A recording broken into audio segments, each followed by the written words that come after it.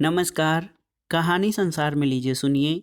हिंदी के प्रसिद्ध व्यंग्यकार हरिशंकर परसाई का लिखा व्यंग किस भारत भाग्य विधाता को पुकारे।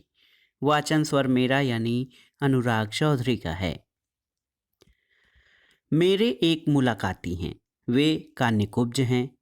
एक दिन वे चिंता से बोले, अब हम कान्यकुब्जों का क्या होगा। मैंने कहा, आप लोगों को क्या डर है। आप लोग जगह जगह पर नौकरी कर रहे हैं, राजनीति में ऊंचे पदों पर हैं। द्वारिका प्रसाद मिश्र, श्यामाचरण शुक्ल, विद्याचरण शुक्ल, जगन्नाथ मिश्र, राजेंद्र कुमारी वाजपेयी, नारायण दत्त तिवारी, ये सब नेता कान्यकुब्ज हैं। लोग कहते हैं इस देश में दो विचारधारा प्रबल हैं, कान्यकुब्जवाद और कायस्थवाद। मुझे तब पता चला कि जयप्रकाश नारायण कायस्थ हैं।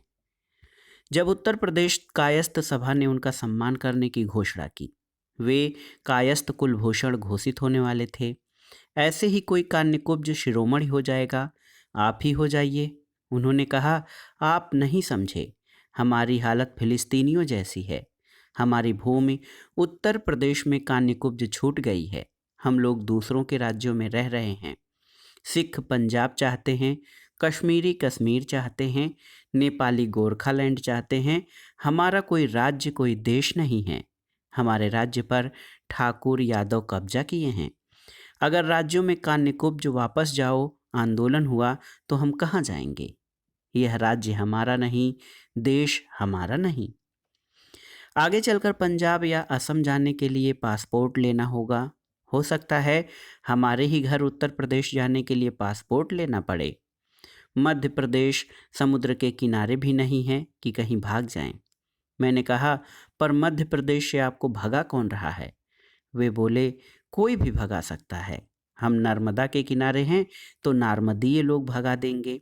यहाँ से छत्तीसगढ़ तबादला हो जाए तो वहाँ छत्तीसगढ़ मुक्ति मोर्चा अलग राज्य का आंदोलन कर ही रहा है, वहाँ से भगा दिए जाएंगे। मैंने कहा, उन्नाव के आसपास का छोटा सा इलाका कान्यकुब्ज है। यहीं के राजा जयचंद थे। उन्होंने पृथ्वीराज को खत्म करने के लिए मोहम्मद गोरी को बुलाया था। जब गोरी पृथ्वीराज को ले गया तब जयचंद ने उत्सव मनाने को कहा। तब मंत्री ने कहा, महाराज, यह दिन उत्सव मनाने का नहीं, दुख का है। पृथ्वीराज के बाद आपकी बारी है। ऐसे बदनाम क्षेत्र में क्यों लौट कर जाते हैं। उनका तर्क था, बदनाम कौन क्षेत्र नहीं है। बंगाल में भी तो लोग मीर जाफर ऐसा ही हो गया है। पर ज्योति बसु को शर्म नहीं आती, वे तो आमार सोनार बांग्ला गाते हैं। मैंने कहा, यह जो आपका संप्रभुता संपन्न कान्यकुब्ज राज्य बनेगा, उसके अस्तित्व के साधन क्या होंगे। मेरा मतलब है, आर्थिक रूप से आत्मनिर्भर कैसे होगा। उन्होंने कहा, हर टूटने वाले को जो मदद करते हैं वही हमें करेंगे। बाल्टिक देशों को सोवियत संघ से टूटने के बाद कौन मदद करते हैं। क्रोशिया 2 जिलों के बराबर है, वह किनके दम पर पृथक होना चाहता है। आप देखेंगे हमारे राज्य को ये सहायता देंगे, अमेरिका, विश्व बैंक, अंतर्राष्ट्रीय मुद्रा कोष and Kanyakubja club, and Kanyakubja consortium. समझे आप, हम अनाथ नहीं हैं। हम तीव्र आंदोलन शुरू करने वाले हैं, मगर गांधी जी के तरीके से। आप अपनी कहिए, आपका कौन सा राज्य होगा, कहाँ के हैं और कौन जाति के हैं। मैंने कहा, हमारे लोग कड़ा मानिकपुरी के जिझौतिया ब्राह्मण कहलाते हैं। वे तपाक से बोले, बस तो अपने लिए कड़ा मानिकपुर इलाके की मांग कीजिए, बुंदेले वीर दान आ जाएं। मैंने कहा, पर एक बात है, मेरा एक भांजा बंगाली कायस्थ लड़की से ब्याहा है और भांजी छत्री से। वे बोले, यानी वर्ण संकर। मैंने कहा, आगे तो सुनिए, हम अंतर्राष्ट्रीय ब्राह्मण हैं। हमारी जात में अंतर्राज्यीय ही नहीं, अंतर महाद्वीपीय शादी हो चुकी है। 19वीं सदी के अंत में हमारी जाति की गंगाबाई ने एक अंग्रेज अफसर से शादी की थी और एक तरह से हम एंग्लो इंडियन ब्राह्मण हैं। उन्होंने कहा, तब तो आपका केस होपलेस है। अधिक से अधिक आपको आरक्षण की सुविधा मिल सकती है। विश्वनाथ प्रताप सिंह से बात कीजिए, वे आपको ओबीसी की सूची में शामिल करा देंगे। मैंने कहा, नहीं, हम अंतर महाद्वीपीय जाति के हैं। हमारा दावा भारत में कड़ा मानिकपुर में और इंग्लैंड में एक हिस्से पर बनता है। हम कड़ा मानिकपुर पर भारत में और कैंटरबरी पर इंग्लैंड में दावा करेंगे। अगर आप तैयार हों तो हम लोग अपनी मांग संयुक्त राष्ट्र संघ में उठाएं। इस समय जॉर्ज बुश अलग होने वालों पर विशेष कृपालु हैं। वे हमें हमारा होमलैंड दिलाएंगे। उन्होंने कहा, यह तो करना ही चाहिए। साथ ही हमें आतंकवादी कार्रवाई भी करनी चाहिए। ब्राह्मणों को इस समय परशुराम की जरूरत है। परशुराम ने कहा था, भुजबल भूमि भूप बिन कीन्ही, सहस बार महि देवन दीन्ही। विप्र देवता मुझे क्षमा करें, ऊपर की बातचीत बिल्कुल काल्पनिक है। देश में पनप रही अलगाव की प्रवृत्ति की परिणत क्या हो सकती है, ये अंदाज कराने के लिए मैंने दो विप्रों की काल्पनिक बातचीत दी है। रविंद्रनाथ ठाकुर ने लिखा है, भारत मानव महासागर है। यहाँ आर्य, द्रविड़, शक, हूण, मुसलमान, ईसाई सब समा गए हैं। हम लहरों की तरह एक दूसरे से टकराते भी हैं और फिर मिलकर एकाकार हो जाते हैं। कभी क्षमा करें, हो यह गया है कि महासागर नहीं है, संकीर्ण नदियाँ और नाले हैं।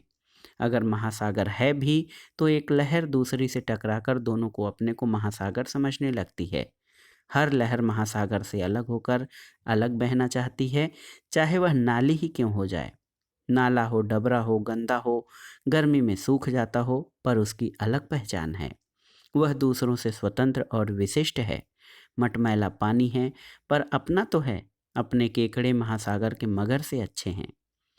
जंगली घास किनारों पर हो, पर है तो अपनी फसल। अपनी डोंगी जहाज से अच्छी है। अलगाव और लघुता में गर्व देश भर में दिख रहा है। दूसरे महायुद्ध के बाद साहित्य में लघु मानव आया था। यह हीन भावना से पैदा हुआ था। हाथी अपने को केचुआ मानने में गर्व करने लगा था। कम से कम साहित्य में तो महामानव भी अपने को लघु मानव बनाने की कोशिश में लगे थे। अब विराटता में असुरक्षा लगने लगी है और संकीर्ण हो जाने में सुरक्षा, गर्व और संपन्नता का अनुभव होने लगा है। नस्ल, भाषा, धर्म, संस्कृति की भिन्नता समझ में आती है। एक ही नस्ल, भाषा, धर्म और संस्कृति के लोगों की निकटता का अनुभव भी स्वाभाविक है। इतनी सदियों में विशिष्टता रखते हुए एक हो जाना था।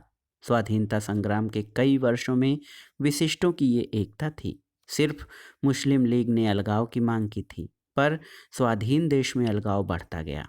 अब ये हाल है कि पंजाब, कश्मीर, असम में पृथकता के आंदोलन, झारखंड और छत्तीसगढ़ की पृथक राज्य की मांग, उत्तराखंड अलग चाहिए, तमिलनाडु में लिट्टे का बढ़ता प्रभाव। इनकी सेनाएं पंजाब में, कश्मीर में, असम में बाकायदा प्रशिक्षित आतंकवादी सेनाएं। इन सेनाओं का दायरा अखिल भारतीय हो रहा है। उधर धनी किसानों, पूर्व जमींदारों की बिहार में सेनाएं, सनलाइट सेना, सवर्ण रक्षक सेना। एक बात गौरतलब है कि कुछ पिछड़े इलाके के लोग जो मुख्यतः एक ही नस्ल के हैं, ये शिकायत है कि हमारी उपेक्षा हुई है, हमारा विकास नहीं किया गया। हम अलग राज्य बनाकर अपना विकास करेंगे। हमारी प्राकृतिक संपदा का दोहन करके बाहर वाले ले जाते हैं और हमारा शोषण होता है। ये सोच इसलिए आई कि विकास का ठीक बंटवारा नहीं हुआ। पर जिस क्षेत्र में कोई प्राकृतिक संपदा नहीं है, वह क्षेत्र यदि इसी आधार पर पृथक होना चाहे कि हम एक ही नस्ल और जीवन पद्धति के हैं और सभ्यता के एक ही स्तर पर हैं, तो इसका यही भावात्मक अर्थ है, जिएंगे साथ, मरेंगे साथ। पृथकतावाद तब और खतरनाक होता है जब शिवसेना प्रधान बाल ठाकरे नारा देते हैं, मुंबई मराठी भाषियों की, सुंदर मुंबई, मराठी मुंबई। लोकप्रिय भावना है भूमिपुत्र, सन ऑफ द सॉइल। व्यवहार में इसका अर्थ है इस भूमि के वासी ही इसके मालिक हैं और वही इसके साधनों का उपयोग करेंगे।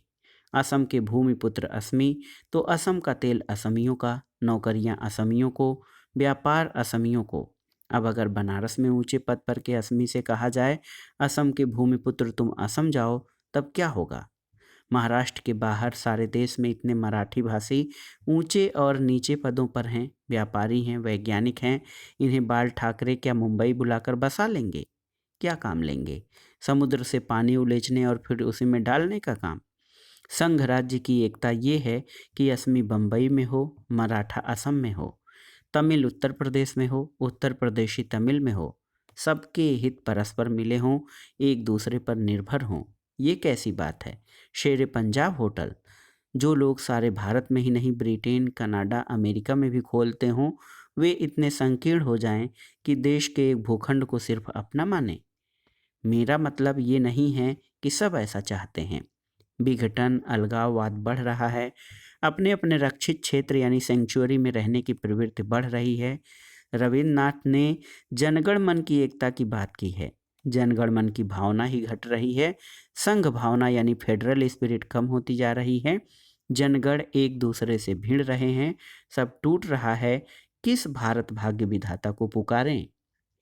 तो दोस्तों, ये था अत्यंत ही ताज़ा तरीन मुद्दा, और ये एक प्रकार से विश्व के तमाम देशों और भारत की भी समस्या है कि जिस प्रकार से देश क्षेत्रीयतावाद, अलगाववाद, भाषावाद, जातिवाद इन आधारों पर विभाजित होता और लड़ता हुआ नजर आता है। ऐसे में हरिशंकर परसाई जी का ये व्यंग काफ़ी सार्थक और जो है प्रासंगिक हो जाता है कि किस भारत भाग्य विधाता को पुकारें। व्यंग आपको कैसा लगा हमें कमेंट बॉक्स में ज़रूर बताइएगा। व्यंग सुनने के लिए धन्यवाद दोस्तों। नमस्कार।